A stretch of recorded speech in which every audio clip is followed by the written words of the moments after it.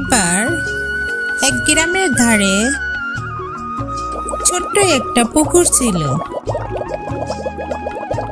সেই পুকুরে বাস করত একটি হাঁস। সে খুবই শান্ত স্বভাবের ছিল। সারাদিন জলেতে খেলে বেড়াতো, মাছ খেত আর সূর্যের আলোয় পাখা মেলতো। কিন্তু হাঁসটির একটি আক্ষেপ ছিল, সে উড়তে পারত না দূরে দূরে, পাহাড়ে কিংবা শহরে, যেমন অন্য পাখিরা পারে। এই নিয়ে সে প্রায় দুঃখ করত। যদি আমি অনেক দূর উড়ে যেতে পারতাম। একদিন সেই পুকুরের ধারে এলো এক দ্রুত শিয়াল।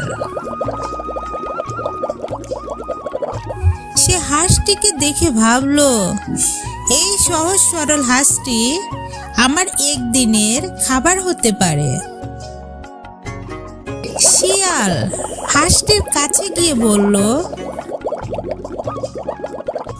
তুমি এত সুন্দর, তোমার মতো পাখি এমন ছোট্ট পুকুরে থেকে জীবন নষ্ট করছো কেন? চলো, আমি তোমায় পাহাড়ে নিয়ে যাব। সেখানে আছে বিশাল জলাশয়, নতুন বন্ধু আর দারুণ খাবার। হাঁসটি প্রথমে লোভে পড়ে গেল, কিন্তু তারপর মনে পড়ল তার মা বলতো, অচেনা কেউ যদি বেশি প্রশংসা করে বা উপকার করতে চায়, সাবধান হও। হাঁসটি বুদ্ধি খাটিয়ে বলল, ঠিক আছে, কিন্তু তুমি আগে পুকুরে নেমে একটু সাঁতার কেটে দেখাও। তুমি কত ভালো বন্ধু। শিয়াল পুকুরে নামতেই হাঁসটি ডানা ঝাপটে অনেক দূরে সরে গেল, আর হাঁসের কণ্ঠে শোনা গেল,